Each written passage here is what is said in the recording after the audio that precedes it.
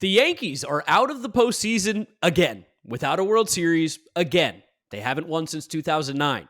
And now I think the conversation with this team is, what do they do now? Because the build doesn't work.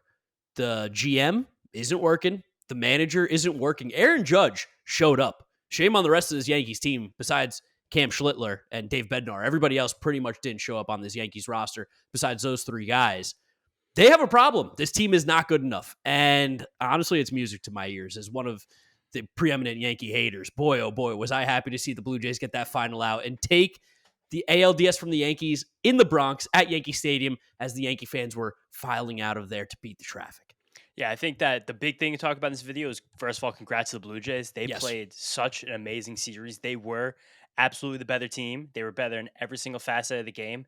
They hit so well. There's a big narrative going around right now. The Blue Jays contacted and two strikes swung their way to a series win here. They hit the crap out of the ball every single game. Vladimir Guerrero Jr. might have just had the greatest playoff series that anybody has ever seen, besides maybe 2004 Carlos Beltran. But maybe 2015 Daniel Murphy NLCS as well. Yeah, sure. I mean, in this Barry series, Bonds also had a crazy one. This, in terms of OPS wise, I think Vlad coming into game 4 had a 2,000 OPS coming into the game in the series, which is crazy. Because there also is some relativity when you talk about talking about Vlad. Almost went Jazz. That was a real Freudian slip. Where you still look at the rest of this Blue Jays lineup, and it's again they got these guys hit really well, but there's not a lot of fear in the rest of this lineup. You basically know as the opposing team, if I can get Vladimir Guerrero Jr. out, I have a really good chance of shutting this team down. And there wasn't a moment in the series where the Yankees really could do it. It was only the latter innings of the Wednesday night's game, but and that was the only time the Blue Jays kind of stopped scoring this entire series. But that team played amazingly. The ball's on them to go with a full ass bullpen game to close the series out. With use 1, 2, 3, 4, 5, 6, 7, 8 different pitchers. I don't think anybody threw more than 24 or 25 pitches either.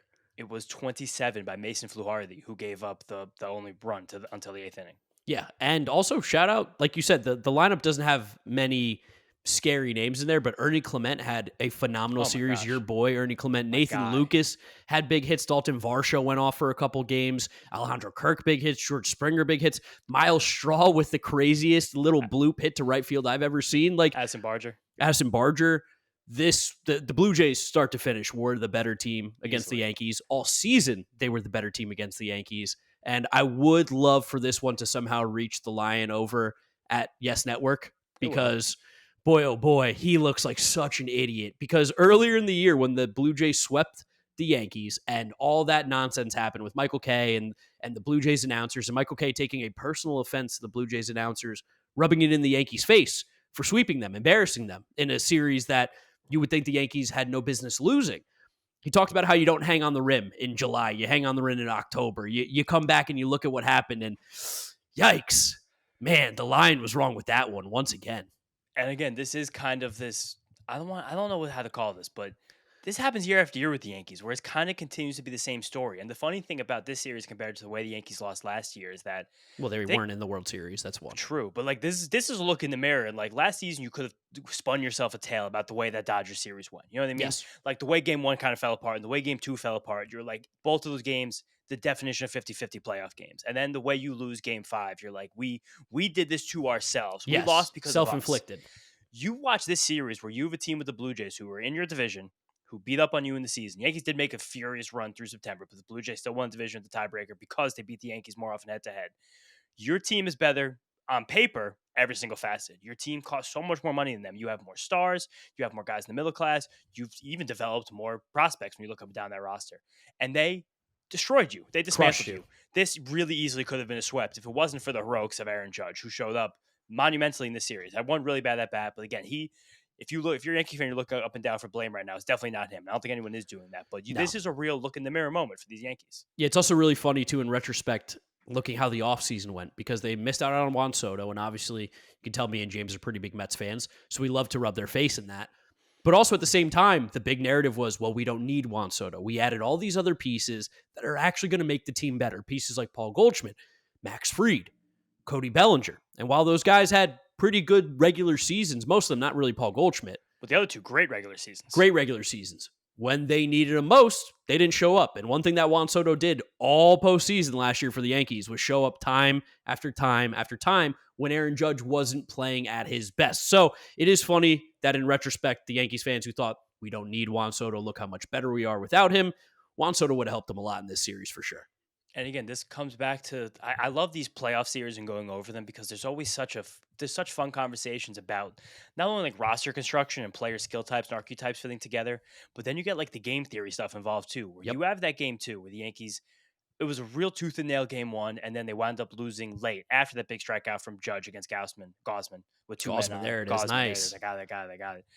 And that kind of changed the tide of the whole series. The Blue Jays stormed out in those later innings. They won. But then the next day, the Yankees are like, we have our guy. It's the ace. It's Max Fried. And we're facing a rookie in Trey Savage. And that was a crazy move by the Blue Jays, just kind of to save you Savage against the Bronx faithful over there, just screaming obscenities at the young rookie.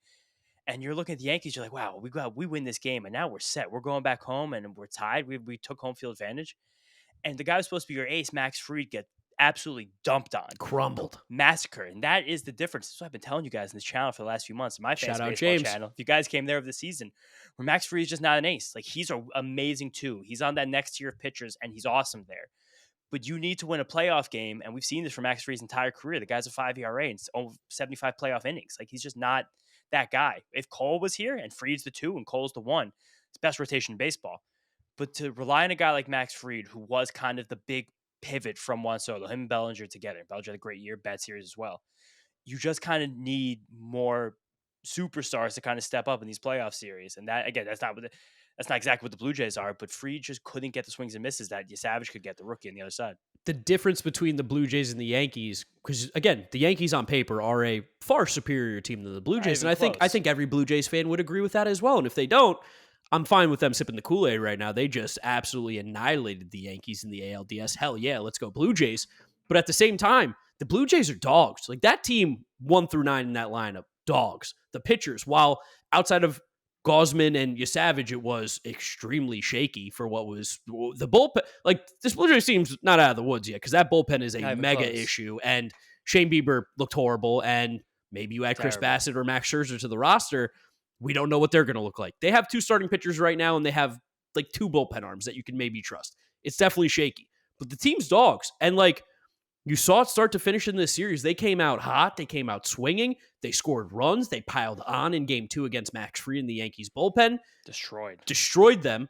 Almost got caught because the Yankees started scoring runs. It looked like it gave them a little bit of life because, again, that Blue Jays bullpen is still so bad. But for them to come into the Yankee Stadium like they did, win it there. I know that they choked game 3 away, which was kind of shocking. Felt like a very 2025 Mets loss. One of those that would go on our screenshot of the Mets lost these games. But then to come back out the next night in a tight game against Cam Schlittler, who is a very, very good pitcher. I think we can all just say that he's a good pitcher. They got it done. They got the job done. They grinded out some runs. Game 4 was very much a grindy game for the Blue Jays, where the other ones where they won was more of like just bludgeoning the Yankees to death. And give a lot of these relievers on the Blue Jays credit, especially Louis Varland and Mason Flaharty, because the night before, Louis Varland gave up a home run that got seen by every person every inch of the globe to Aaron Judge. I mean, it was an unbelievable home run. Shout out me for winning $120 on the live home run bet on Aaron Judge. I knew it. Absolutely. Shout out you as always. But for him to come out and be like, for John Schneider to be like, you're going to be the star of the next game. He told John, what's Schneider? What's his first name? It's not John. What's his name? Is it John Schneider? John. I really think it's John. But that feels right. That feels right. I don't. Right now, his first name is blanking me. But John Schneider. John Schneider. He told him, "Give me the ball. I want it." Because they were like, "We're going bullpen game," and Louis Varland's like, "I got to pitch better," and he did enough. He did enough again. Like the stuff's pretty electric at 100. It is funny too because the narrative of the Yankees can only beat the AL Central in the playoffs, which is also true. Because James, what's your favorite fact right now? So just so you guys know, the last time the Yankees beat a team that was not from the AL Central in a 5 or 7 game series. It was 2012 against Buck Showalter's Orioles. And in that series, Derek Jeter hit leadoff every game, and CC Sabathia won 2 games for the Yankees. And here's another fun one. You know the last time the Yankees won a 7-game series against a team not from the AL Central? It's going to be that 2009 World Series. It's the 2009 World Series against the Phillies. So again, it is funny. Like a lot of people jumped down my throats for tweeting that, and they were like, what do you mean? Like that Twins in 2019 won 100 games, 2017 Guardians were on fire coming off a World Series appearance. I was like, what division do they play in? Yeah, they play it's not the about AL those Central. Teams not being good, but I don't know, because then someone else expanded on this fact, and it's that during the Aaron Boone era for the Yankees, they have not beat a team with a seed higher than them in a playoff series. Whoa. And that's kind of what the crux of this stat is, where this Yankees team is very good, but there's something that continues to stop them from being great. And shame on me, because I I have thought, a, I have a, I have a theory. what was this, him? I think it's Aaron Boone. I think that guy. Jeter admitted on the post game that Aaron Boone is basically got Brian Cashman's hand so far up his ass that he's the puppet, and he does what Brian Cashman wants and says. And we've known this. We've said this before. Aaron Boone has that job because he's a yes man, because he won't make his own decisions. He'll scream and cry and yell about every ball and strike and get thrown out 25 games a year. And these are our guys. We're fucking killers in the box, or whatever loser shit he says. But then when push comes to shove, these killers in the box, these dogs that he so proclaims about and yells about, the season's right in front of us. I saw that clip a million times too. It's right in front of us. We can grab it. They can't.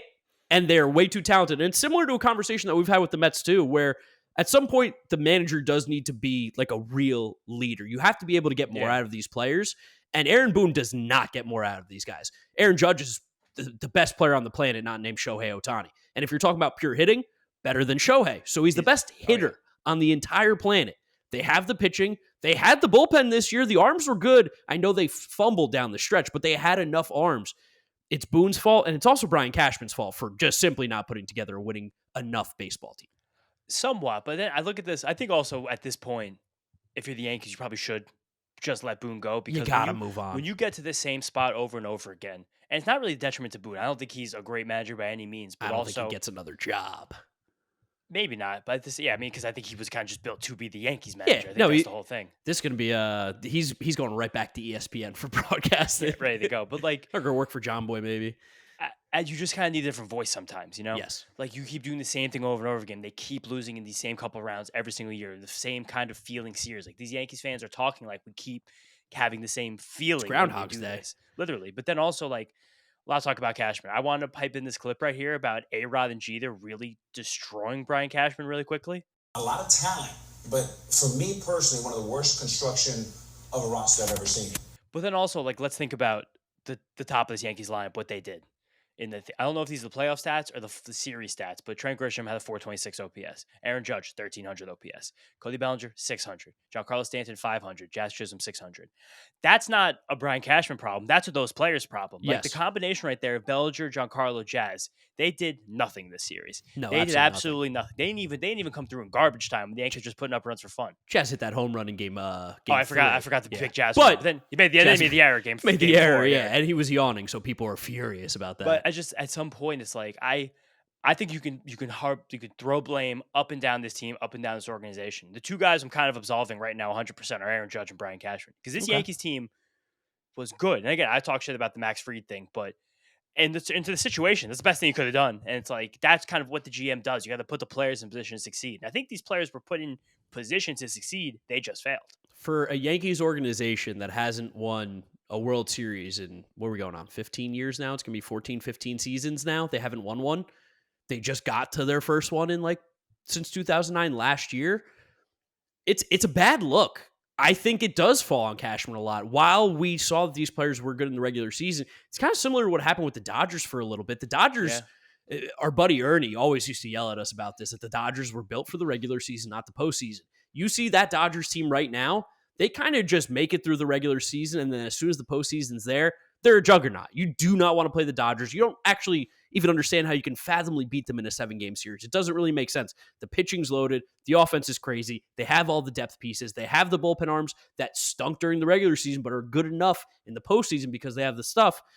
The Yankees bullpen was pretty one-dimensional this year. Everybody threw a fucking splitter or changeup as their main out pitch. Like, I think that's on Cashman a little bit. No, I think definitely. the idea of maybe some of the players in there didn't show up. I don't know how he can be at fault for, like you mentioned, Cody Bellinger, Stanton, Trent Grisham not showing up. But maybe they're not those actual kind of players that they show in the regular season. Maybe this is, I'm not saying that they're 600 OPS players. I'm not going to get crazy. But maybe they're not as good as their numbers are. Postseason, everybody gets a little bit tighter. Pressure's a little bit more. The pitchers throw a little bit harder. Like, maybe they're just not actually as good of players as we think they are. Possibly. I also, in this conversation, again, want to give credit to the Blue Jays, because there were so many active updates or adjustments you could see them making throughout the series. Every single game. The fact that I loved in the first 2 games of the series, they featured splitter heavy pitchers. It seemed like the Yankees were absolutely powerless against splitters, especially specifically Ben Rice, someone who I love a What's lot as a player, but It's so lost. funny too, though, because you think about it, like spring training, all this kind of stuff. All the pitching that they're facing, that's what they get. All Yeah, their their guys team. throw those pitches, and they maybe that's why the Yankees got splitter guys, was because they're like, we can't hit it. I guess the rest of the league can't either. Yeah, but it was cool to see that happen. But then also, the way the Blue Jays attacked Schlittler in this game 4, very different than the Red Sox. The Red Sox were probably a little bit too patient with him in that Way game too 3 of the patient. He wild card throws series. strikes. In this series, the Blue Jays had put 5 guys to the plate in the first 7 pitches of this game. Like, it was clear that they had a mindset where they were like attack, attack, attack. Which again, it's a testament to the manager, the coaching staff, the players. Like, I Hitting think coach. again, we're talking a lot of shit about the Yankees here, but again, I want to keep this at the end of the day. The Blue Jays beat them. Yeah, I think 100%. there's a lot of teams the Yankees would have beaten this 5-game series. This Blue Jays team absolutely stomped them. Shame on me for believing the Yankees' talent would prevail because Another point for me. I'm going to miss I think I might miss every series this round besides the Dodgers. But it's just it's again very impressive they were able to do that because the Yankees team is good. I think the Yankees are also in a situation right now where they might not have that many moves to make this offseason. I don't know what they actually can do. That roster's pretty rigid with what Like, they've got. And I also don't even think that's the worst thing ever. Like, I know there's the Bellinger question. He's a free agent. Some Yankees fans are clamoring for Kyle Tucker, but if you bring in Kyle Tucker, then you lose Grisham as well, then all of a sudden Judge is back in center, and like you still have Dominguez. Like, I don't. It's a very weird roster configuration, and that was that clip we showed you by A-Rod where he said there's the worst roster construction he's ever seen because they have 5 DHs and 3 left-handed hitting catchers. Which also must be so fucking nice. The worst roster construction of a Yankee team he's ever seen, and they lose in the ALDS. God, Yeah. I'd kill for that. Which is part of this conversation too. But this Yankees team, when series like this happen, because they happen every single year, they feel far away. But then you look at it, you're like, they can't really be that far away, right? And I think that's the conversation that me and you always have off air, Yeah. which is great now that we record Yeah. these for the people, or even just for ourselves in case you don't like these. But you're always so much higher on the Yankees than I am, partially because I can't get rid of my bias. I hate the Yankees. I hate their guts. I hate everything about them. But at the end of the day, there's probably some weird in between where they're not as good as you think. They're not as bad as I think. Yeah. They're just an acceptable team that's going to make the postseason every single season, but not do anything besides that. And then I've always had the quip with you, and I thought it was going to happen this year, where it was one time Aaron Judge will have his A-Rod 2009 postseason. He did. And he will just dominate. He'll get a hit every single time. Again, he didn't get every big hit in this series. He made only one really big out. And again, Yeah. if he gets a hit or even hits a sac fly off Gosman, this could change the series dramatically. Or was it first and second over the hour? Or was it bases And loaded? bases over the loaded. hour? Was base loaded, yeah. So if you get a sac fly, maybe the series does change dramatically. But we just went through this as Mets fans and people who make Mets content this whole year with Juan Soto. No matter how good a player is, they're not batting a fucking thousand. It's not how No. baseball works. And Aaron Judge had crazy moments this series. He was a really tough out almost every time he came to the plate. It comes down to the other players. And it is funny where last year it was the double stars. The Yankees made it further, but still kind of felt the whole time like it wasn't that real in the American League, and they got sauced in the World Series. Now, as you spread the money out, you feel like you have a deeper team. The Yankees scored more runs this year than last year when they had Juan Soto. Higher team OPS than last year when they had Juan Soto. And the result in the playoffs still the same. Not enough players showing Worse, up. actually. Worse. Yeah, much worse. But again, because they didn't get to play an AL Central team the whole way Of course. Yeah. That was the big thing. And the one game that they did win, they went up against Shane Bieber and Louis Varland, who are both pitching in the AL Central this year. Still got the AL Central stank on them. And also, what? To talk about the Yankees too, like Anthony Volpe not show 1 for 16. Like they had so many guys go violently ice cold in this series. It was almost impossible for them to win. It was crazy that they even came back in game 3 and won that one. They had no business being in that game. And that was all about Aaron Judge, which again, no Yankee fan really has anything to say, or even a baseball fan about him being. I don't think they will either. He definitely has had a lot of series in his career where he hasn't played well, and that maybe cost the Yankees in the past. But I think that he's pretty mentally over that hump. But that's why I keep coming back to the thing where it's hard for me to really, really blame Cashman because 1, you lost your best pitcher, missed the whole season. Everything's different with him. And then 2, all of these guys you got who had great regular seasons, fucking turtles. But then also this comes back to Boone a little bit because at some point, and we go back and forth on this a lot, I think all baseball fans do, and I think it's fair to, like, when do you change up a lineup of a struggling team? And as I kept watching the series, not that there was a better option to do it, I was like, how can Trent Grisham still be hitting? Trent Grisham took some of the worst at-bats. Not named Anthony Volpe. He took the worst at-bats of the series. I felt like he took so many pitches for strikes, and then he ended up chasing the high one or chasing the one low and away. It was like, I could not understand what his approach was. It honestly, it felt like they told him, try and get on base for Aaron Judge as bad as you possibly can. And for Trent Grisham, who naturally gets on base, seems like that might have taken him out of his game because he was not aggressive at all. And Trent Grisham has pop. He had 30 home runs on the season. If you saw him this series, you'd think that Trent Grisham, you'd be like, why is this guy starting? And then the same thing with a guy like Austin Wells, who I still think is objectively a good catcher, and he had a good season. I think he's totally league average area. I think he's like in that 15, solid catcher. Yeah. Yeah, but in the at-bat where the Yankees were starting to kind of come back, where Jeff Hoffman really cracked open the door for them in Game 4, he swings at the first pitch of that bat, and a pitch that Jeff Hoffman was so happy to have him swing at. Just kind amazing. of threw his bat at a high and outside fastball. And I think Jeff Hoffman threw like 2 or 3 fastballs the entire outing. I'm going to get the exact number right here for you. He looked not good. There are so many. He threw 5 fastballs out of 26 total pitches. And one of them was that the only one put in play was that lazy fly ball by Austin Wells. Like, that was it. So you're like, you kind of bailed them out there in the one situation. You had them on the rope. So it does come down to, again, comparing this Yankees team to the Dodgers. I think you have to compare every team to the Dodgers because they're the standard right now. So many stars on top. But then when they have the guys in the bottom, whether it's the mid-level roster guys they signed as free agents or the guys they developed themselves, like, they just seem to have a better floor of these guys. Yeah, And they this didn't show roster up. didn't do it. No, they did not show up. Shout out to Blue Jays again. Great series win for the Blue Jays. Played really good baseball. Outside of that collapse in Game 3, they were by far the better, sharper, Not even close. better team. They dominated the Yankees all season long. They knock them out of the playoffs. They won the AL East. They are by and large the better team. For sure. And at the same time, this Blue Jays team, because we're talking so much about offseason right now, what are you going to do? What are you going to change? Even despite how great, this is going to be crazy takes. You ready for this take quick? Yeah, I'm ready. As amazing as this Blue Jays season has gone, you can still look back at their offseason and say it was horrific.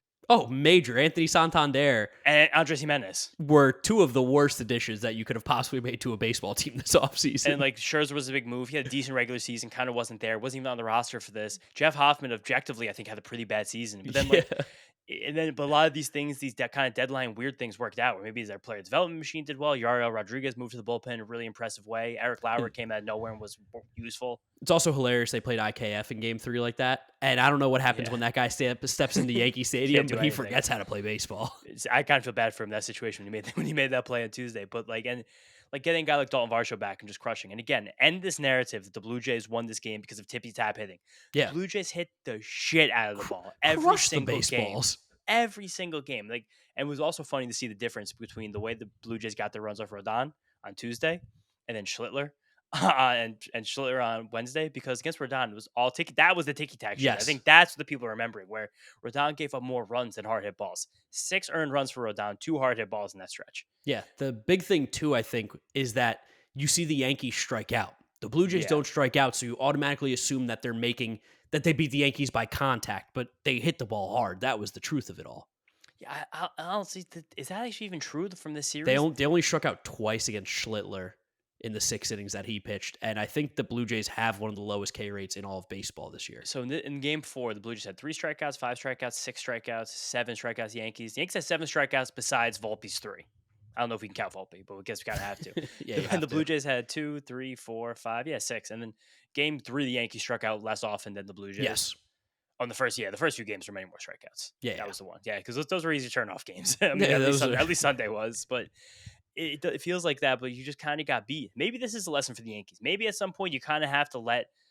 I don't know. I don't even think this is true that I'm about to say, but it worked for the Blue Jays. Like, sometimes you got to let these scrappy guys scrap. I was going to say, you got to play a little ball. The Yankees don't really play ball. The Yankees, But that's like Yankee shit, though. That's the tightness you get from being Yankee, but maybe that's the problem. I don't know. You got to get guys in who are dogs. Like the Yankees team has no dogs besides Aaron Judge, it felt like. I guess not. I wouldn't call Jazz a dog. I wouldn't call Cody a dog. No, I like Jazz. I like Cody Bellinger as players. Never in my life have I characterized them as dogs on the field. We just saw them in the biggest series of some of their lives just completely shit down their leg. And also, this Blue Jays team, you can never discount this in the playoff series. We saw it firsthand with the Mets and Phillies last year. They fucking hate the Yankees. They destroy them. Wanted to beat this Yankees team more than they wanted to win themselves. Vladimir Guerrero Jr., after the game, he went on with Big Papi David Ortiz. And he did the Yankees lose. For 45 seconds. They kept doing it. They did it 8 times. And then they went in the clubhouse. John Schneider was start spreading the news before they blew the champagne. Vladdy specifically put on Aaron Judge's walk-up song. I'm the King of New York. Pop Smoke. I'm the King of New York. Yeah, great song. Banger. Awesome song. And then they're playing New York in there. So it's there's... Yeah, John Schneider's speech. He's like, start spreading the fucking news, boys. But it's there's... They didn't, like you said, they didn't just want to beat, win and go on to the next round. They wanted to beat the Yankees to go on to the next round. Probably comes back to K a little bit in those comments. I'm sure that permeated. I mean, yeah, remember with the Braves and the Mets and that bald idiot Sal Licata's comments? Like, as much as it's like cheesy and corny, if it gets you going, if it gets you pumped, like it did for the Braves, like it did for the Blue Jays, that's it. Use it. We used gimmicks last year to get going. Teams 100%. should use gimmicks to play better if that's what helps them, but you shouldn't rely on that stuff to wake you up. Totally. And also the funniest thing about playoff baseball is at the same time, like we're going to analyze a sample that's not really indicative of anything. No, it means absolutely nothing, except for like maybe Anthony Volpe. Yeah, is that something we didn't know already? But No. then at the same time, you look back and you're like, you see the difference between how this Yankees Blue Jays series went and how the Tigers Mariners has gone. Now we have the Game 5 coming up on Friday with Screwball looming. And it shows how important it is to not have to play that 3-game wildcard series because the Yankees having to push all these pitchers back was a big deal. Because then you're kind of just started out behind the 8 ball with Luis Hill in Game 1. And then when you don't have the tier, like the God tier level ace, like a Screwball, and that guy's freed, you don't have the stopper. And again, this is kind of ironic because the Tigers lost that first free game and they won Game 1. It was a Screwball game. Yes, the Screwball game, but it changes the mentality. It's just, I think people tried to pretend Fried was that guy all year, and he's not. He's never been that guy. We've literally been saying it for years, James. Now that people can finally believe us, because we were staunch for what quote unquote haters. We respected Max Fried, but we told you he's not one of the 10, 15, maybe even 20 pitchers of the game, and got crushed. He might be close to that top 20, but he's not in the top 15 or even close to the top 10. I think I would give him top 15, but I think that there's such a big gap between 9 and 13 in those guys. Fair. That's a very skinny tier that gets very wide once you get around that 15 range. That's why we're going to do our ace tier list coming up maybe a little bit later next week for you guys, and we'll see where Max Fried goes on there. I will tell you guys aren't going to like it, but it's just, again, it's awesome though. All the credit in the world to the Blue Jays. Now baseball hats off. Mark and James, Mets fans, doing what we do. Oh, baby, this is awesome. Yankee fans all fucking year talking about it. And I understand the Mets are not in the playoffs either. You can't be talking. One, me and you, louder than most people in the Mets community, were like, cool, we made the NLCS. Doesn't mean anything. You got to win it all. Winning it all is the goal every single season. And once that doesn't become the goal, you're a loser. So for Yankee fans who are being like, you didn't make the playoffs, we did. Oh, you're happy to lose in the ALDS? That's what you're going to brag about? We hear about how many rings this Yankees organization has won. Most of them when there was less than like 12 teams in the league and you couldn't play with someone of a different race on the other team or on your own team. Nobody wants to bring that up when you bring up the Yankees championships. At the same time, now you guys are bragging about making it to the ALDS and losing to your division rival. Like, what a loser attitude. This, similarly to how we've talked about the Mets team this year, like had a little bit of a stench around them. The Yankees as a whole, community, culture, everything, there's a stench that is not the Yankee way of Derek Jeter.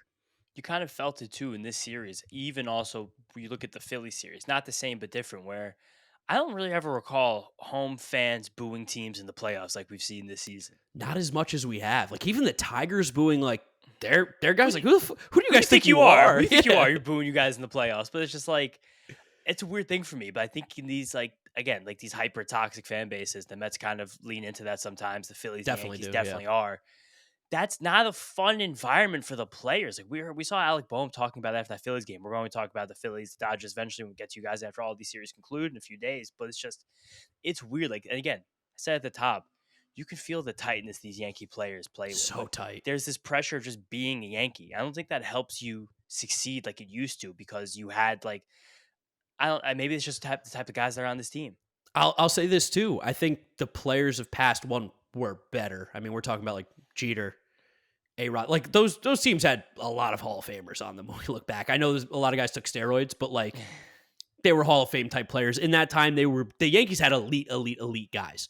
Their role players, though, rose to the occasion. Where now, the guys who fill in the gaps for the Judges and I guess on the offense, he's really the only star on this offense. But nobody else rose to the occasion. And they were tight. They played small. They did not want to be great. I think the rising to the occasion of the role player is a big thing too, because like I just pulled up the Yankees 2009 roster right now, and this team was disgusting. Yeah, it Like was insane. this team also got such crazy contributions from a Nick Swisher, Yes. Hideki Matsui that year, Johnny Damon towards the end of that contract, 35-year-old Johnny Damon at the 120 OPS plus that year. Like, it's Hideki obscene. Matsui was the World Series MVP, I believe, right? Yeah, he was like Yeah. I mean a 26-year-old Cano right in the middle of his prime. It's just the Yankees besides Judge. Not I'm saying besides Judge, is a huge caveat, but it's like who's that next player that's being developed that's becoming great? Is that Ben Rice? That might be Ben Rice It next might year. but the Yankees didn't play him. They had to Against get Paul lefties. Goldschmidt, who Yeah. I the fact that Boone played Goldschmidt tonight, knowing that it was going to be a bullpen game, was crazy. You knew Louis Varland was starting this game. Why not lead off Ben Rice? Trent Grisham wasn't hitting. Why would you not lead off Ben Rice and 100%. guarantee he gets at least one at bat against a righty? That's And crazy. I think there's a lot of things you can look at this series, be like, I mean, every Yankee fan would agree with us, but like, is Aaron Boone really the guy to continue doing this? You just sometimes in life you just need a new voice. If you've been doing anything for years on end, you haven't gone further. You just got to change something up, and that's probably where this Yankee team is. But also at the same time, well, I think Yankees player development, you shit on it. I might give a little too much credit. You definitely give it way too much credit. I mean, I see a guy like Ben Rice come through, and I'm like, that's a miracle. Doing Sure, some yeah. shit like that's unbelievable. But it's like, at some point, one of these guys, Rice, Dominguez, Volpe, Austin Wells, someone's got to take the reins and be a little bit more of a guy. Like that's how you get over the next level. It's how you get to the next. That's how you get over the hump. It's how you get to the next level. And You no need one's your done that. free guys to be good. Yes, and not every team has that many free guys. A lot of these playoff teams, though, you're going to get contributions from 3 or 4 of them, so you can spend shit ton of money on the rest of your roster. Especially when you got a guy like Giancarlo Stanton take up 30 mil of it, Which is also first playoff series he didn't show up for in his life, which is crazy. It's amazing. But it's just 36-year-old Giancarlo Stanton, who I could beat in a race crab walking. You telling me he didn't show up finally? And again, maybe Schlittler is that guy, because if I would have told you that Schlittler today was giving you 2 earned runs over 6 1/3, Yankees win. 100% against a full bullpen game from the Blue yeah, Jays. Yankees win by 8. How do you lose that game? Because they're pussies. If that's it, that's it. I don't know. You got anything else, James? I think it's a good 30 minutes of Yankees talk. And shout out the Blue Jays again. I want that to be very clear. Shout out the Blue Jays. They won this series, but I do take pleasure in the fact that the Yankees sucked. Yeah, the fact that the Yankees still have not beaten a team from the AL Central in a playoff series, not from the AL Central in a playoff series in 13. In a decade. Yeah. It's 14 postseasons, 13 postseasons now. It's incredible. It's incredible. Guys, that's the windup. Subscribe for more baseball content. Drop a like on the video. We appreciate it. You can follow James on social media at James Shiano. There you go. You paused on me for a second. You freaked out. What happened? I was reading a tweet. All right. And me, Draft Deck Mark with the C. When the Phillies get knocked out, we'll talk to you then. Or this is going to age like milk and they're going to come back and then we can shit on the Dodgers. So it's going to be fun no matter what. We'll see you guys then. Peace out.